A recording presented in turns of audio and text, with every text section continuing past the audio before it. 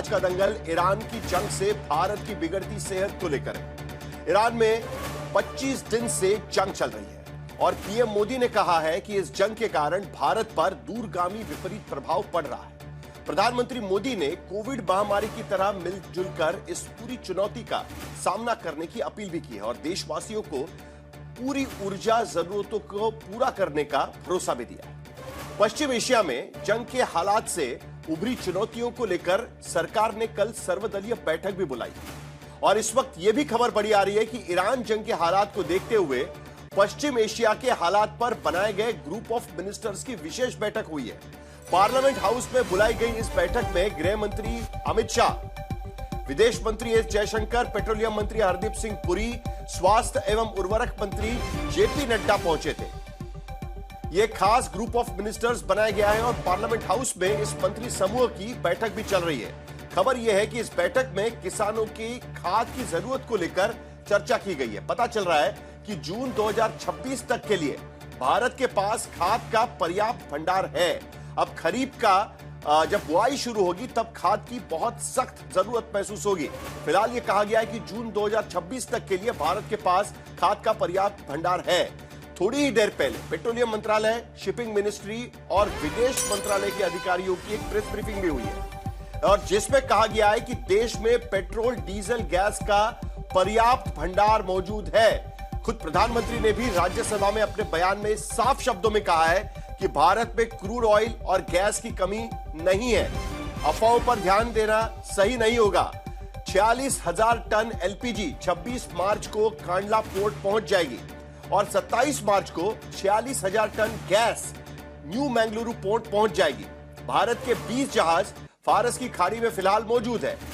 वैसे भी देश में रोज 55 लाख एलपीजी सिलेंडर की डिमांड चल रही है, जिसमें 83% ऑनलाइन बुकिंग से मिल रहे हैं। घरेलू एलपीजी का उत्पादन भी 40% बढ़ा दिया गया है। इससे पहले ही सरकार ने दावा किया था कि काफी सारा उत्पादन एलपीजी की तरफ ट्रांसफर किया गया है, यानी रिफाइनरीज को कहा गया है कि आप ज्यादा से ज्यादा एलपीजी का उत्पादन करें और इसी के चलते 40% एलपीजी का उत्पादन बढ़ा दिया गया है। मतलब सरकार ने पैनिक बाइंग करने वालों को भरोसा दिलाया है कि घबराने की फिलहाल कोई जरूरत नहीं है। पीएम मोदी ने भी कहा है कि देश के पास 53,30,000 टन कच्चे तेल का भंडार मौजूद है।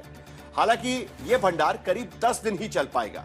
ऐसे में पीएम मोदी ने इस संकट को कोरोना से तुलना करते हुए सभी राज्य सरकारों से मिलजुल कर काम करने की अपील भी कर डाली। लेकिन चिंता की बात यह है कि सभी रेटिंग एजेंसियों ने आशंका जाहिर की है कि अगर यह जंग लंबी चली तो भारत की विकास दर पर 4% तक का असर पड़ सकता है।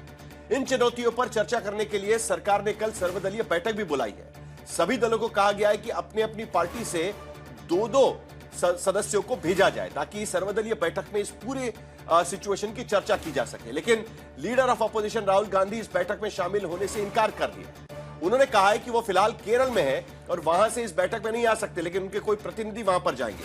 तो इन्हीं हालातों को लेकर आज के दंगल में हम चर्चा करेंगे, लेकिन पहले यह रिपोर्ट देखते हैं।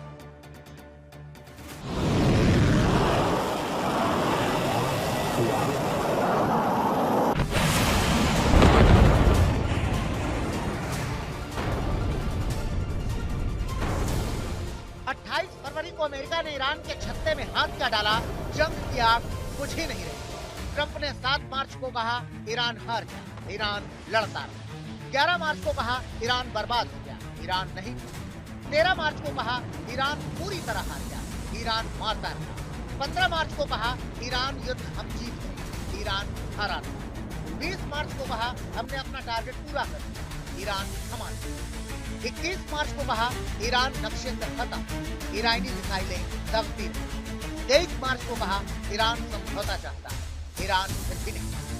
25 दिन में 11 बार ट्रंप कह चुके हैं कि ईरान की जंग खत्म मत हो, लेकिन अमेरिका को जंग के मैदान से ईरान जल्दी निकलने की मोहलत नहीं दे रहा।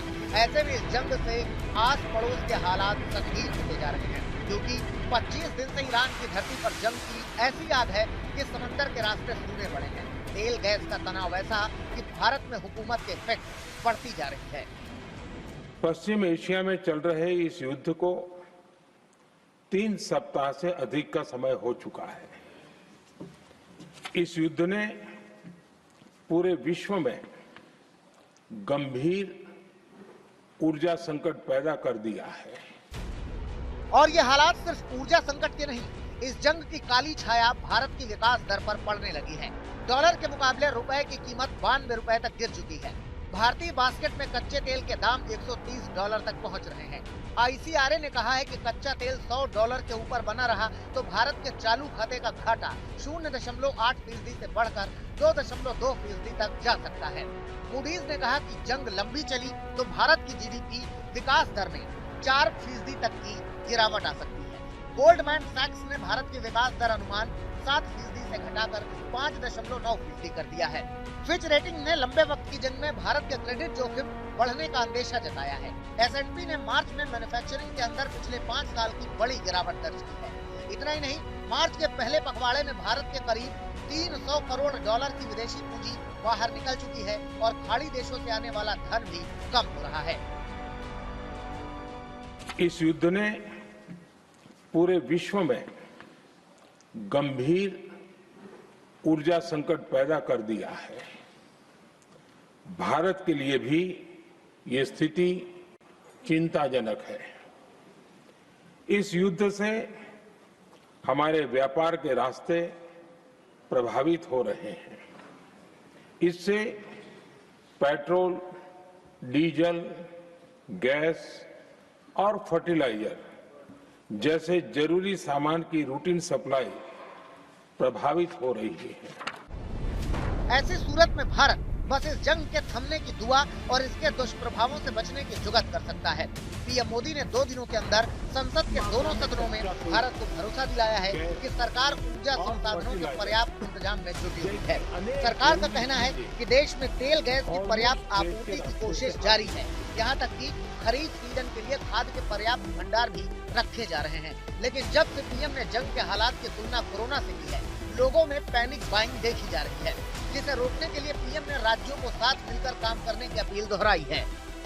ये संकट अलग प्रकार का है और इसके समाधान भी अलग प्रकार से ही तय किए जा रहे हैं।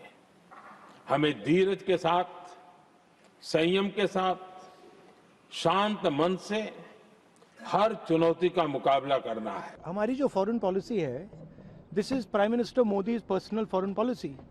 You can see the result of this. It's a universal joke. Everybody considers it a universal joke. Donald Trump knows exactly what Mr. Modi can do and what Mr. Modi cannot do.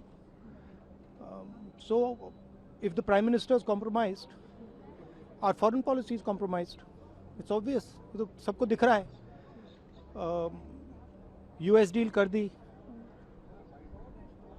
कल मतलब irrelevant भाषण कर दिया। मतलब India का prime minister है, India के prime minister हैं, दिखना चाहिए कि हिंदुस्तान के प्राइम मिनिस्टर हैं। पोजीशन क्या है? कोई पोजीशन ही नहीं है। दुख की बात है। पीएम मोदी ने संसद में बताया कि जंग के हालात को देखते हुए सरकार ने कोविड काल की तरह ही इंटर मिनिस्टीरियल गुट बनाए हैं। ऐसे 7 गुट बनाए गए हैं जो आयात निर्यात के हालात का आकलन कर रहे हैं और जरूरी समाधान पर काम हो रहा है। पेट्रोल, डीजल, गैस, खाद की आपूर्ति देख रहा है और महंगाई के प्रभावों को देखते हुए त्वरित और दूरगामी रणनीति के तहत काम कर रहा है। इसी कोशिश में सरकार ने 25 मार्च को सभी दलों की बैठक भी बुलाई है और हर दल से 2-2 प्रतिनिधियों को भेजने की अपील की है। मैं तो वहाँ नहीं हूँगा क्योंकि मेरा तो केरला में प्रोग्राम है। देखिए, ठीक है, ऑल पार्टी मीटिंग बुलाई है, डिबेट होना चाहिए, बट आपने स्ट्रक्चरल गलती कर दी है। आपने पूरा ढांचा उड़ा दिया है। ठीक है, अब उसको आप ठीक नहीं कर सकते हैं। उसको ठीक करने में बहुत टाइम लगेगा और प्राइम मिनिस्टर मोदी तो कर ही नहीं सकते। मैं आपको लिख के दे रहा हूं, प्राइम मिनिस्टर मोदी जो अमेरिका कहेगा और जो इजराइल कहेगा वो प्राइम मिनिस्टर मोदी करेंगे। वो हिंदुस्तान के इंटरेस्ट में काम नहीं करेंगे, किसानों के इंटरेस्ट में काम नहीं करेंगे।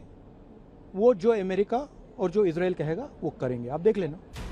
हालांकि पीएम मोदी ने संसद में दावा किया है कि उनकी सरकार की विदेश नीति और कूटनीति के कारण ही विपरीत और चुनौतीपूर्ण हालात में भी कच्चे तेल और गैस के जहाज भारत पहुंच रहे हैं।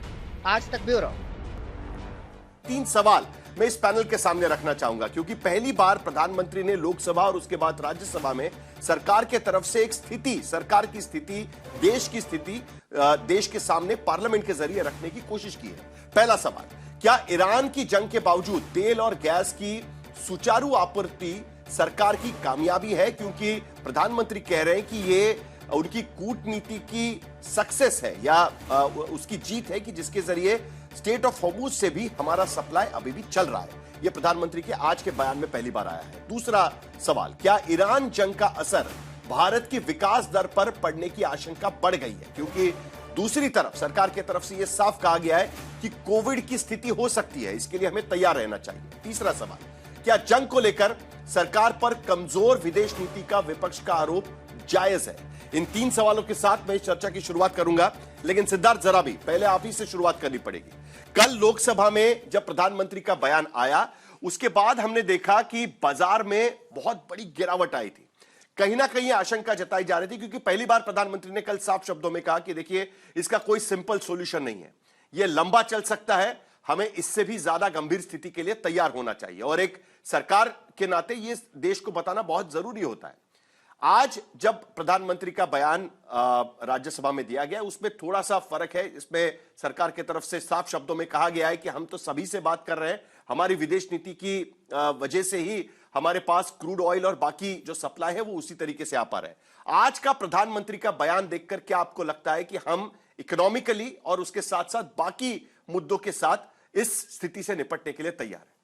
साहिल, कल बाजार में गिरावट, आज बाजार में उछाल, उसको प्रधानमंत्री मोदी जी के बयान और जो सदन में कहा गया उससे जोड़ना शायद उचित नहीं होगा। कारण यह है कि आपने देखा होगा कि कल जो सबसे बड़ा जो बाजार में एक उछाल ऊपर नीचे हुआ है, उसके पीछे कारण यह भी है कि ट्रंप साहब ने कहा कि ईरान के साथ हमारी संधि को लेकर बातचीत चल रही है, ईरान ने मना कर दिया, मार्केट में उलटफेर हो गई, 5 घंटे में पूरी खबर बदल गई। इसलिए ये बाजार जो आज है वो विदेश में क्या हो रहा है उस पे फोकस्ड है। दूसरी तरफ बाजार से जो विदेशी निवेशक हैं वो लगातार पैसा निकाल रहे हैं। तो पहले तो ये अब जो कहा गया उसमें से हम क्या निकाल सकते हैं, क्या निचोड़ है, what should we read between the line? Sahil, शायद आपका प्रश्न ये है। तीन बड़ी बातें। पहला ये कि आगे बढ़ने से पहले सर मैं एक बात क्लियर कर दूं, मैं जो बाजार में उछाल हुआ है या घटा है वो प्रधानमंत्री के स्टेटमेंट से नहीं जोड़ रहा हूं, लेकिन कुल मिलाकर बाजार सभी चीजों पर ध्यान रखे रहता है। आपकी बात सही है कि डोनाल्ड ट्रंप का बयान आया, उसके बाद ईरान की तरफ से कहा गया कि भाई ऐसा कोई हुआ ही नहीं है, लेकिन साथ साथ सरकार की तरफ से भी पहली बार एक आईना दिखाया गया जनता के सामने कि हम किस स्थिति में फंसे हुए हैं, किस वजह से यह हो सकता है कि हमें इस पूरी सिचुएशन से निकलने में एक लंबा इंतजार भी करना पड़ सकता है, उस पर भी बाजार की नजर थी। तो मल्टीपल फैक्टर्स है, लेकिन जो हुआ है वो उसके बाद हुआ, इसके लिए मैंने सिर्फ ये कहा था। सिद्धार्थ, आपकी बात कर साहिल, तीन बड़ी बातें और लगातार पिछले 15 दिनों से या 2 सप्ताह कम से रोज सरकार की एक अधिकारियों की बाजाब्ता कैमरा पे ब्रीफिंग हो रही है। तीन बड़ी बातें निकल के आती हैं। पहला, जो तेल थोड़ा बहुत और जो गैस उस हॉर्मुज के स्ट्रेट से निकल रहा है, ये आप समझो कि भीषण गर्मी में एक सूखे हुए नलके से चंद बूंद पानी के बराबर है। नलका खुला नहीं है, मुझे तो नहीं लगता कि गिलास भर पानी भी पूरा आ रहा है, और ये पूरे विश्व के लिए संकट है। पर हमारे दर्शकों को समझना पड़ेगा कि जिसने सबसे पहले बम गिराया इस्राएल पे, वो देश अमेरिका क्रूड ऑयल और गैस में बिल्कुल सेल्फ सफिशिएंट है, बल्कि एक्सपोर्ट करना चाहता है। इसलिए 3 सप्ताह पहले शायद ये किसी को भी अंदेशा नहीं था कि ये जो युद्ध है ये इतना लंबा चलेगा और ईरान इतना जबरदस्त एक प्रकार से एनर्जी सिक्योरिटी पे हमला करेगा। दूसरी बड़ी बात, जहां तक भारत की बात है साहिल, गैस में रैशनिंग चल रही है, पेट्रोल डीजल में कोई रैशनिंग नहीं है। और यह मैं मानता हूं कि बाकी देशों के कंपैरिजन में, खासकर अगर आप एशिया में ही आसपास देखें, तो कोई पाकिस्तान है, बांग्लादेश है, श्रीलंका है, म्यांमार है और छोटे जगहों पे काफी किल्लत है, काफी दिक्कत है। दो ही देश हैं जहां से किसी भी प्रकार की मिसमैनेजमेंट नहीं है, वो चीन जिसके पास बहुत बड़ा रिजर्व है और भारत। अब इससे एक बात जुड़ के निकलती है कि भारत में जो क्रूड ऑयल के रिजर्व, साहिल जस्ट 30 सेकेंड्स आप मुझे दीजिए, crude oil reserve, strategic reserve बनाने में 2021 का जो फैसला हुआ था, ओडिशा में और कर्नाटका में एक और रिजर्व बनने का, इसमें देरी हुई है। मैं नहीं मानता हूं कि 5 साल का समय लगना चाहिए था इन स्ट्रेटेजिक रिजर्व्स में। ओडिशा में जमीन की दिक्कत बताई जाती है, इसलिए यह बहुत बड़ा एक लेसन है। और आखिर में साहिल, हमें अपने गैस की डिपेंडेंस वेस्ट एशिया से कम करके बाकी सोर्सेज की तरफ ले जानी पड़ेगी। 10, 15, 20% से ज्यादा डिपेंडेंस कहीं की नहीं होनी चाहिए साहिल। ठीक है, कुल मिलाकर अभी ये लॉन्ग टर्म नीति की बात हो जाएगी, क्योंकि अभी तो हमारे सामने चैलेंज है कि अभी जो हमारी जरूरत है वो कैसे पूरी हो जाए। जो हमारे जहाज स्टेट ऑफ हॉर्मुज में अटके हुए वो कैसे हम लोग वहां से निकाल सके, ताकि गैस की तुरंत जो किल्लत महसूस होगी वो कैसे पूरी की जाए। और उसके साथ साथ फिलहाल तो हमने राशनिंग नहीं शुरू की है, लेकिन कमर्शियल यूज के लिए गैस की राशनिंग पहले से शुरू हो चुकी है। डोमेस्टिक पर इसका असर फिलहाल नहीं हुआ है। लेकिन शहजाद, जो प्रधानमंत्री का स्टेटमेंट आया उसमें एक पॉलिटिकल स्टेटमेंट भी मुझे साफ नजर आता है, और जिसमें पहली बार प्रधानमंत्री ये कह रहे हैं कि कोविड में जिस तरीके से किसी भी पार्टी की राज्य में सरकार हो, उन्होंने सरकार के साथ मिलकर जिस तरीके से काम किया, उनको भी उन्होंने कहा है कि अच्छा काम किया गया। उस वक्त जो भी झगड़े हुए वो भूल जाते हैं हम, लेकिन आज की स्थिति में प्रधानमंत्री कह रहे हैं कि किसी भी पार्टी की सरकार राज्य में हो, उन सभी ने अच्छा काम किया, उसका हमें फायदा मिला। और पहली बार सरकार के तरफ से विपक्ष के सामने हाथ बढ़ाया गया है और कहा गया है कि लंबी लड़ाई के लिए तैयार होना है, साथ में मिलकर लड़ाई लड़ते हैं। क्या आपको उम्मीद है कि विपक्ष आपके साथ खड़ा होगा? साहिल जी, हम तो हमेशा इसकी पैरवी करते हैं, परस्पर विरोधे तु वयम पंचशते शतम परस्तु विग्रह प्राप्ते वयम पंचाधिक शतम। ये युधिष्ठिर जी ने बोला था महाभारत में कि जब पांडव और कौरव एक दूसरे के खिलाफ लड़ते हैं तो वो 100 बनाम 5 होते हैं, पर जब वो एक एक्सटर्नल थ्रेट, चाहे वो कोविड की चुनौती हो, चाहे वो यूक्रेन रशिया की चुनौती हो, या आज जो चुनौती निर्माण हुई है वेस्ट एशिया में, जब हम लड़ते हैं तो हम 105 होकर लड़ते हैं। ये हमेशा से हमने बताया है, इसलिए ऑपरेशन सिंदूर में हमने एक पूरे all party multi party delegation को भेजा था भारत के पक्ष को रखने के लिए। स्वर्गीय अटल बिहारी वाजपेयी तो वो उत्तम उदाहरण थे कि नरसिम्हा राव जी के एक कहने पर वो चले गए थे और भारत का केस लड़कर आए थे। हाँ, आज की बात ये कह सकते हैं कि एक तरफ तो पूरी दुनिया भारत की विदेश नीति का लोहा मान रही है, चाहे वो अलेक्जेंडर स्टब हो, चाहे वो कर्नल मैकग्रेगर हो, बाकी लोग भी हो, कह रहे हैं कि भाई टोरंटो हो, टेल अवीव हो, तेहरान हो, भारत की मल्टी अलाइंड पॉलिसी जो है वो काम कर रही है। इसलिए हमारी शिप्स भी आ रही है, एनर्जी सिक्योरिटी भी है, 1 करोड़ लोगों की सुरक्षा भी है, भारतीयों को भी वापस ला रहे। पर जैसे एक धुरंधर नीति होती है तो एक ल्यारी गैंग भी होता है, और वो ल्यारी गैंग जिस प्रकार से झूठ फैला रहा है। और साहिल जी, मैं आपसे केवल 30-40 सेकंड लूंगा इस ल्यारी गैंग का असली चेहरा दिखाने के लिए। पिछले सप्ताह आपने मुझे अवसर दिया था आपके शो में आने का, याद है वो डिबेट क्या हो रही थी? शिवालिक नंदा देवी आ रहे हैं क्या? शिवालिक नंदा देवी आए, जग लाड़की भी आई, एक्वा टाइटन भी आई, जग वसंत भी आ रहा है, पाइन गैस भी आ रहा है। पवन खेड़ा ने झूठ बोला था, नहीं बोला था? फिर बोला था पवन खेड़ा ने कि ईरान की शिप भारत के वाटर्स में डूब गई है, डुबा दी गई है, और बोला कि ईरान के साथ हमारे सारे संबंध खत्म हो चुके हैं। ईरान ने स्टेटमेंट दिया कि भारत हमारा दोस्त है और हम स्ट्रेट ऑफ हॉर्मुज से उसकी शिप्स को जाने देंगे। किस प्रकार से ये झूठ फैला रहे थे? 2011 की एक पिक दिखाकर 2026 में डोमेस्टिक सिलेंडर की शॉर्टेज है ये दिखाने का प्रयास किया गया। राम रसोई पर झूठ बोलने की कोशिश की गई, और आज भी ये झूठ नहीं समाप्त हुआ है। अभी अपने साथ जराबी जी बैठे हैं, आपको पता है कल पवन खेड़ा ने अनाउंस किया कि इस्लामाबाद में तेहरान और वॉशिंगटन की मीटिंग हो रही है, और वो लोग जाकर पाकिस्तान में जाकर जो है बातचीत कर रहे हैं। तेहरान ने इस पूरे बात को खंडन किया है। यह अलग बात है कि इजराइल ने भी बोला है कि हम अपने मिलिट्री ऑपरेशंस बंद नहीं कर रहे हैं, पर पाकिस्तान परस्ती का ऐसा कौन सा भूत चढ़ा है कि भारत को हर स्टेज में अंडरमाइन करना है। और मैं आपको एक और बात बताना चाहता हूं, आज तो मुझे लगा अखिलेश जी बैठेंगे तो अपनी सरकार के खिलाफ मोर्चा खोलेंगे। भाई, महंगाई के बारे में कल ही बोला ना राहुल जी ने, 5 रुपए पेट्रोल और डीजल पर भारत हिमाचल प्रदेश में बढ़ा दिए, 5 रुपए। Can you imagine? 2021 से 26 आ गया, डीजल और पेट्रोल पर भारत की सरकार ने 1 रुपया नहीं बढ़ाया, 15-20% वर्ल्ड में बढ़ गया है। 5 रुपए हिमाचल प्रदेश की सरकार ने किसानों की कमर तोड़ने के लिए बढ़ाया है। इसको बोलते हैं hypocrisy pro max, peak hypocrisy. कल ऑल पार्टी मीटिंग है, राहुल गांधी नहीं आना चाहते। राहुल गांधी कहते हैं कि यह मोदी की नीति है। राहुल गांधी की विदेश नीति विदेशियों की नीति थी। एक फोन आता था ट्रिंग ट्रिंग तो अमेरिका के आदेश पर 26/11 पर हमला बंद कर देते थे। एक फोन आता था ट्रिंग ट्रिंग तो ईरान से ऑयल खरीदना बंद कर देते थे। एक फोन आता था ट्रिंग ट्रिंग तो इंडिया न्यूक्लियर टेस्ट करना रोक देता था। और वाजपेयी जी करते थे तो चिदम्बरम और सोनिया गांधी खड़े होकर उसका विरोध करती थी।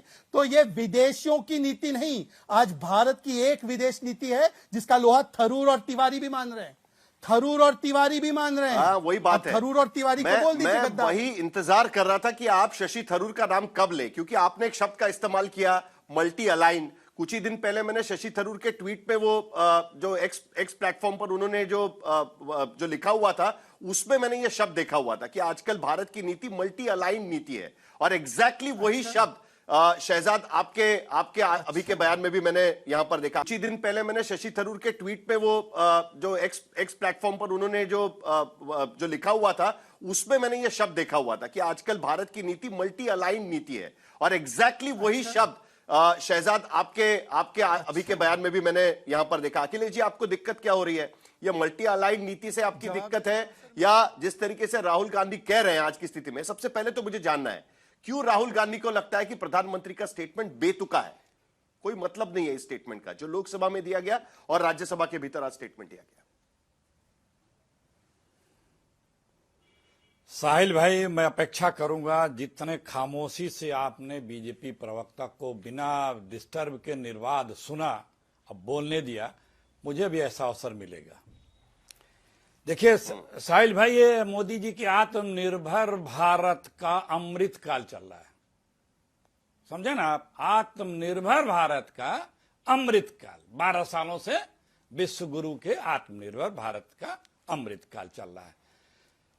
आज मोदी जी पार्लियामेंट में बोले, कल भी बोले थे। जब ये युद्ध नहीं शुरू हुआ था उसके पहले भी राहुल जी ने कहा था कि इस पे आइए बात कर लेते हैं। तो अहंकारी किसी की राय नहीं मानता है। जब पानी सर से ऊपर जाता है तब अहंकारी की आंख खुलती है। फिर जब पार्लियामेंट चल रहा था तब राहुल जी ने कहा बाकायदे कि आइए हम लोग पार्लियामेंट में बहस करते हैं। बड़ी गंभीर समस्या पश्चिम एशिया से होने जा रही है, शुरू हो गई है। हमें इस पे अभी से रणनीति बना लेनी चाहिए। विपक्ष सरकार से कहता है कि आइए हम मिलकर काम करें। साहब बहादुर, नहीं, मुझे नहीं कोई बात करनी है, अफवाह फैला रहे हैं, झूठ बोल रहे हैं।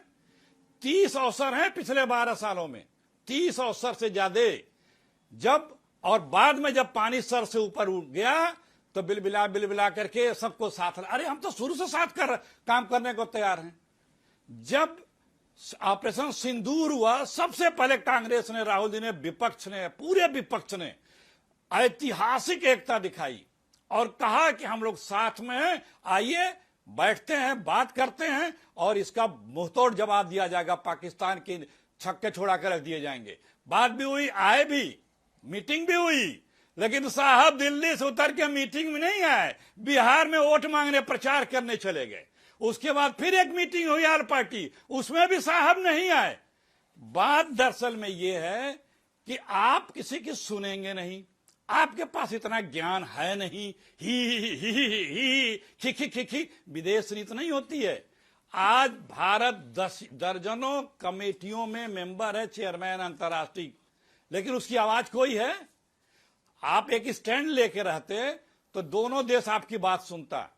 आज जिस हरमुज से रोजाना 3 से 5 टैंकर एलपीजी एलएनजी आती थी, आज 28 दिन में 5 आ रहे हैं, जो 2 आज आएंगे, परसों आएंगे, उसको लेकर के आप समझ लीजिए। और आप बता रहे हैं कि कोरोना जैसी संकट से बचने उबरने के लिए तैयार हो जाइए। आपके पास यही एक काम है और कोई काम नहीं है। हम सबको देश को पता है। कभी भी मोदी जी देश की समस्याओं के लिए गंभीर हुए ही नहीं है। अपना चुनाव लड़ने के अलावा और सरकारें लूट के बनाने के अलावा और सत्ता चुनाव लूटने के अलावा कभी किसी राष्ट्रीय मुद्दे पे कभी गंभीर हुए नहीं है। अपने पास अकल नहीं है भाई। ठीक है, लेकिन ऐसा क्या है, तो विपक्ष की सुन लो। देखिए आज प्रधानमंत्री राहुल गांधी की सुन लो ना। देखिए जी हाँ, नहीं देखिए आज प्रधानमंत्री ने कहा कि हम सभी से बात कर रहे हैं। उन्होंने कहा कि अमेरिका से उन्होंने बात की, उन्होंने कहा कि इजराइल से उन्होंने बात की, उन्होंने कहा ईरान से भी उन्होंने बात की, और तीनों लोगों से उन्होंने, मतलब तीनों देशों के जो मुख्य नेता है उनसे उन्होंने बात की हुई है। जो खाड़ी देशों के बाकी नेता है उनसे 2 बार प्रधानमंत्री बात कर चुके हैं। यह भी आज पार्लियामेंट के भीतर कहा गया है। और उससे भी बड़ी बात जिसका मैंने जिक्र किया, भाई उन्होंने तो लायरी वायरी कहा था, मैं तो वो सब चीजों में नहीं जाऊंगा, लेकिन शशि थरूर और मनीष तिवारी दोनों कह रहे हैं कि भाई सही कर रही है सरकार, सभी से बातचीत होनी चाहिए, कोई स्टैंड लेने की जरूरत नहीं है। इस तरीके से मल्टी अलाइंड नीति होनी चाहिए। भाई कांग्रेस की भी तो कोई नीति हमको समझ में आ जाए ना, कि अखिलेश जी शो में आकर कुछ कहते हैं, वहां पर शशि थरूर जब पार्लियामेंट के बाहर बात करते हैं तब कुछ और कहते हैं। थोड़ा कंफ्यूजन उससे भी हो जाता है सर। आप सुनिए, अब मैं बोलूं, सुनिए, कंफ्यूजन आप दूर कर ली, अभी फिर और दूर कर दे रहा हूं। देखिए आप बता रहे हैं कि प्रधानमंत्री जी बोल रहे हैं कि मैं फला देशों से बात कर रहा हूं। यही बात तो 25 दिन पहले कही गई थी ना, तब क्यों नहीं की? आज जब पानी सर से ऊपर गया तब ना बात कर रहे हैं। आपत्ति इसी बात की है। पूरे देश को आप संकट में जब डाल देते हैं और देशवासी संकट ग्रस्त हो जाते हैं, सुबह रात भर लाइनों में लगा देते हैं और सबको त्रस्त कर देते हैं, तब आपकी नींद खुलती है। कुल मिलाकर सर के ऊपर चला गया, कुल मिलाकर विपक्ष का एक बार फिर यह आरोप है जब पानी ऊपर से चला जाता है तब सरकार उनके पास पहुंच जाती है। क्या नहीं रशीद किदवई, क्या यह बात सही है? क्या यह बात सही है? ऑल पार्टी मीटिंग तो हर इस तरीके की सिचुएशन में हो चुकी है और पार्लियामेंट में इस तरीके से बयान जो है वो भी प्रधानमंत्री इस तरीके से दे चुके हैं। सरकार की तरफ से दूसरा बयान यह आ चुका है इसमें। क्या यह आरोप सही है? और उसके बाद शहजाद उस पर जवाब देंगे। उसके बाद रशीद किदवई। जी साहिल, ये आरोप बिल्कुल सही है, क्योंकि देखिए विपक्ष और सरकार में कोई इस तरीके का तालमेल नहीं है, एक दूसरे के ऊपर बड़ा विश्वास नहीं है, मतलब पूरा ट्रस्ट डेफिसिट है। और सरकार जब विषम परिस्थितियां आती हैं, जब पानी सर से ऊपर हो जाता है, तब विपक्ष की तरफ हाथ बढ़ाता है और विपक्ष भी उसको हाथ को बिल्कुल झटक देता है। देखिए जिस तरह के हमारे मित्र शहजाद पूनेवाला ने विपक्ष के प्रति भाषा का इस्तेमाल किया कि एक फॉरेन कंट्रीज के से की पॉलिसीज होती है, डिक्टेट होती है नेता प्रतिपक्ष की, ये तमाम गंभीर आरोप है। इस सब में देखिए आप जवाहरलाल नेहरू से लेकर के अटल बिहारी वाजपेयी और मनमोहन सिंह की तरह एक राष्ट्र में एक नेशनल कंसेंसस था कि विदेश नीति के ऊपर सरकार का जो मत होता था उसको विपक्ष एक तरीके से समर्थन करती थी, विरोध भी करती थी, लेकिन वो विरोध पर्सनल नहीं होता था, वो उसमें मतभेद होता था, मनभेद नहीं होता। आज जिस तरीके की भाषा का इस्तेमाल किया जाता है और दोनों पक्ष उसके लिए शायद जिम्मेदार है, लेकिन ये बहुत ज्यादा दुर्भाग्यपूर्ण है। सरकार को बहुत सारे प्रश्नों का जवाब देना है। क्यों जब इजराइल गए थे युद्ध छोड़ने से एक दिन पहले, क्या प्रधानमंत्री को कुछ जानकारी थी, कुछ इंडिकेशन मिला और उसके लिए क्या तैयारियां हुई थी? क्योंकि ये युद्ध जो है ये कोई साधारण युद्ध नहीं है, ये पूरा विश्व इसमें शामिल हो गया है। हम इस बात को लेकर के, और जो हमारे मित्र सिद्धार्थ भी कह रहे थे कि एक बहुत बूंद बूंद रख के एक गिलास है और आवश्यकता एक पूरी बाल्टी की है, उसमें कोई समस्या का हमारे पास समाधान नहीं है। सरकार दावे कर रही है, दावे तो जो जैसे गालिब का शेर है कि हम खुशी से मरना चाहते हैं कि तेरे वादों पे एतबार होता। हमने देख चुके हैं कोविड में हमारे पास कोई तैयारी नहीं है। और जो फॉरेन रेमिटेंसेस का जो मामला है, 50 बिलियन डॉलर के फॉरेन रेमिटेंसेस आते थे गल्फ से, उसके ऊपर एक बड़ा प्रश्न आ गया है। ये तो सारी छोटी मोटी बातें, बड़े सारी समस्याएं यहाँ के ऊपर। जल्दी से रशीद एक सवाल का जवाब, उसके बाद मुझे शहजाद इसका जवाब देंगे, लेकिन जल्दी से आपसे पूछना है, क्या आपको लगता है कि अब कोई बड़ा फैसला सरकार की तरफ से होने की उम्मीद आपको लग रही है? राशनिंग तक अब तक हमने फैसला नहीं लिया है, क्या इसके लिए अब विपक्ष की मदद सरकार को लगेगी, इसीलिए अब ये ऑल पार्टी मीटिंग और ये सारी चीजें? साहिल, काश मैं आपकी बात का जवाब इस बात का देता कि हाँ ऐसा मुमकिन है। ऐसा बिल्कुल मुमकिन नहीं है। देश में एक पैनिक का माहौल है और लोग ज्यादा से ज्यादा चीजें अब में जमा करना चाहते हैं, गैस सिलेंडर हो या जो भी हो, और विपक्ष बिल्कुल सरकार के साथ नहीं देगा, जैसे सरकार विपक्ष का साथ नहीं देती किसी भी मुद्दे पे। तो यहाँ के ऊपर देश के अंदर भी एक विषम स्थिति, अगर ताली दोनों तरफ से बजती है, समस्याएं होंगी। कुल मिलाकर ताली दोनों तरफ से बचती है। मैं सिर्फ हाँ, चलिए साहिल जी, मैं इसी से शुरुआत करता हूं, पर मुझे केवल 30-40 सेकंड दे देना अधिक, ताकि मैं सारी बातों का जवाब दे सकूं। ये मेरा लियारी गैंग रेफरेंस तो खराब लगा, साहिब बीबी और गुलाम बुरा नहीं लगा ना किसी को? और साहिब बीबी और गुलाम तब बोला जा रहा है जब आप अपने नेता की नहीं सुन रहे, थरूर और तिवारी की, और थरूर और तिवारी जी ने कोई पहली बार मल्टी अलाइंड पॉलिसी की बात नहीं की है। हमने हमेशा से कहा है कि Nehru was non aligned, today India is all aligned, और यह बात पूरी दुनिया मानती है। प्यूटन से लेकर जेलेंस्की तक एक व्यक्ति बात कर सकता है, नरेंद्र मोदी। वॉशिंगटन से लेकर मॉस्को तक एक व्यक्ति बात कर सकते हैं, भारत के नरेंद्र मोदी। एससीओ हो या चाहे वो वेस्टर्न कैंप हो, दोनों जगह बात कर सकते हैं, नरेंद्र मोदी। तेहरान और तेल अवीव में सेतु बन सकते हैं, नरेंद्र मोदी। टोरंटो के विषय में, कनाडा के विषय में क्या बोल रहे थे? निज्जर की किलिंग में हम लोग इन्वॉल्व थे, क्या हुआ उस पर? अभी कनाडा ने क्या स्टैंड लिया है? कुछ नहीं बोलना है। मैंने 2 उदाहरण कोट किए। और साहिल, आपका शो क्योंकि लाखों लोग देखते हैं और आज तक का 5 बजे 6 बजे का शो बहुत महत्वपूर्ण होता है।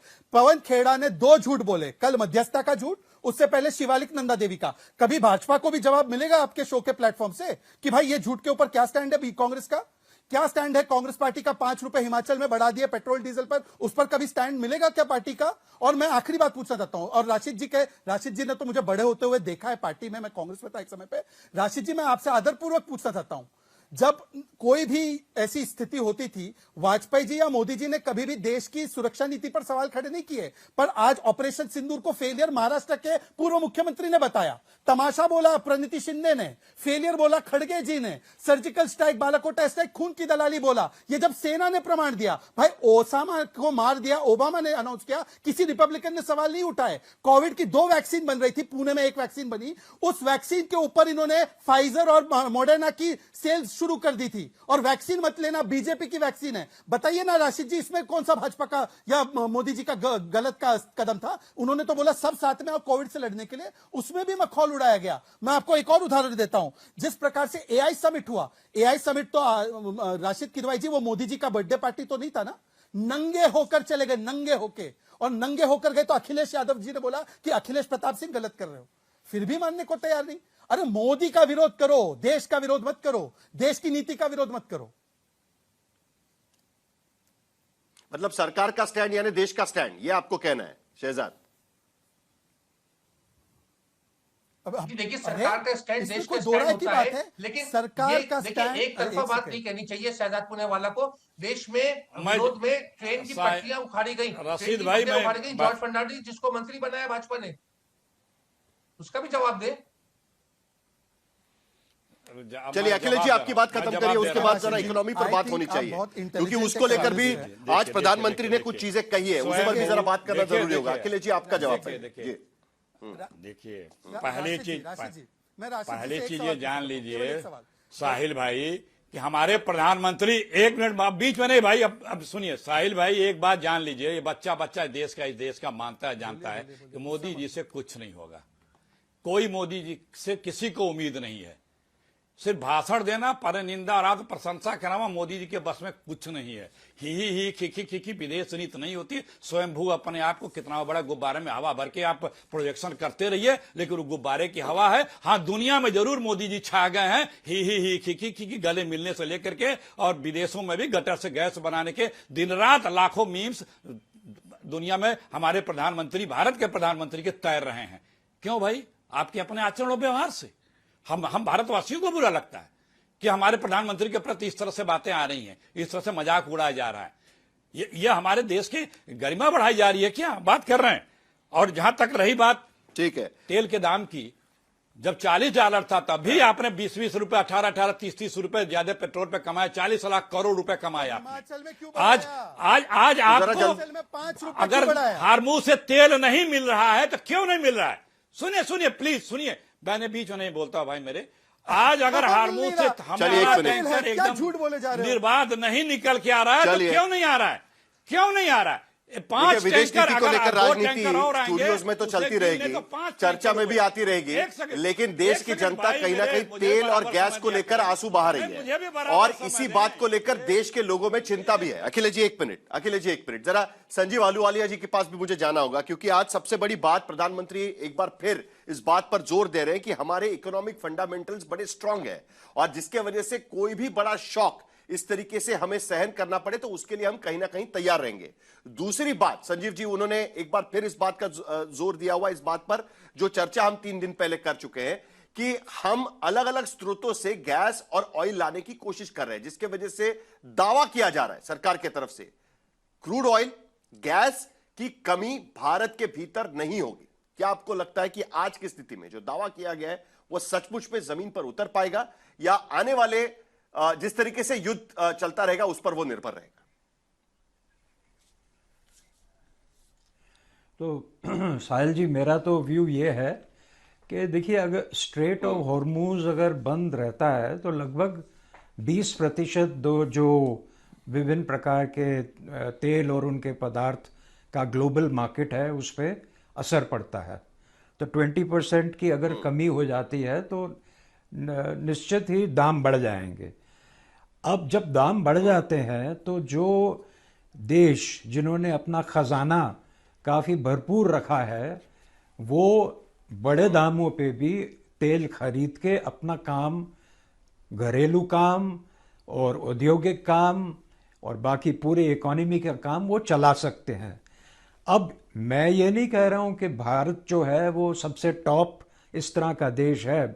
बहुत से अमीर देश हैं जिनका खजाना हमसे बहुत ज़्यादा बड़ा है, पर ये ज़रूर है कि अगर ये जो लड़ाई है अगर ये मात्र 2 या 3 महीने चली तो हमारे पे कोई बहुत लॉन्ग टर्म इसका इम्पैक्ट नहीं आएगा।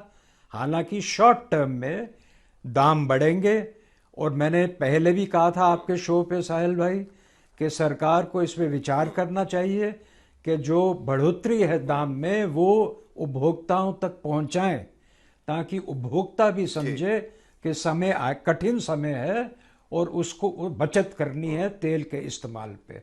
फिलहाल तो बाकी तो सरकार सब काम कर ही रही है। दावा नहीं किया गया, सिर्फ औद्योगिक तेल जो है उस पर उन्होंने दाम बढ़ाए हुए हैं और जो प्रीमियम पेट्रोल है उस पर दाम बढ़ाए हुए हैं। लेकिन एक संक्षेप में आपसे आखिर में यह भी जानना जरूरी है, क्योंकि प्रधानमंत्री ने दूसरी बार इस बात का जिक्र किया है कि लंबे समय तक में स्थिति अगर ऐसी ही रहती है तो उसके गंभीर परिणाम हो सकते हैं।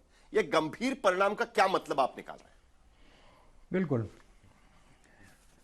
अब देखिए, उन्होंने तो शायद यहां तक कहा था कि कोविड की स्थिति फिर से वापस आ जाएगी, जो कोविड में था वो हो सकता है यहाँ। अब वो एक व्यू है, लॉन्ग टर्म व्यू है। मैं नहीं समझता कि कोविड जैसा जो भीषण हम लोगों का समय हम बीता है हम पे वो वापस आएगा, पर ये ज़रूर है कि हम सरकार के फाइनेंसेस पे प्रेशर पड़ेगा, इन्फ्लेशन बढ़ेगी। आज अगर 3.5% इन्फ्लेशन है तो फिर वापस हम 4.5 या 5 पे भी जा सकते हैं। अगर सरकार के पास आज पैसा है भरपूर के इंफ्रास्ट्रक्चर वगैरह पे खर्च करे, अपना एम्प्लॉयमेंट बढ़ाए, वो पैसे कम हो जाएंगे क्योंकि हमें अन्य कामों पे वो उसको लाना पड़ेगा वगैरह। इकोनॉमी पे फर्क पड़ेगा, ग्रोथ कम हो जाएगी। 7% की वजह से 5.5 भारत के वित्त मंत्री ने भारत के सामने अगले साल का बजट पेश किया था पार्लियामेंट के भीतर। अलग अलग योजनाओं के लिए कुछ रकम उस बजट में रखी गई है। एलोकेशंस पहले से हो चुके हैं अलग अलग मंत्रालयों के लिए, अलग अलग विभागों के लिए। अब युद्ध की स्थिति के बाद उस पर भी उसका क्या असर होगा उस पर भी नजर रखना जरूरी होगा। और कल खास करके सर्वदलीय बैठक पहली बार इस पूरी स्थिति को लेकर बुलाई गई है, उस पर क्या चर्चा होती है, सरकार के अगले कदम क्या होते हैं, उस पर भी नजर बनाए रखेंगे।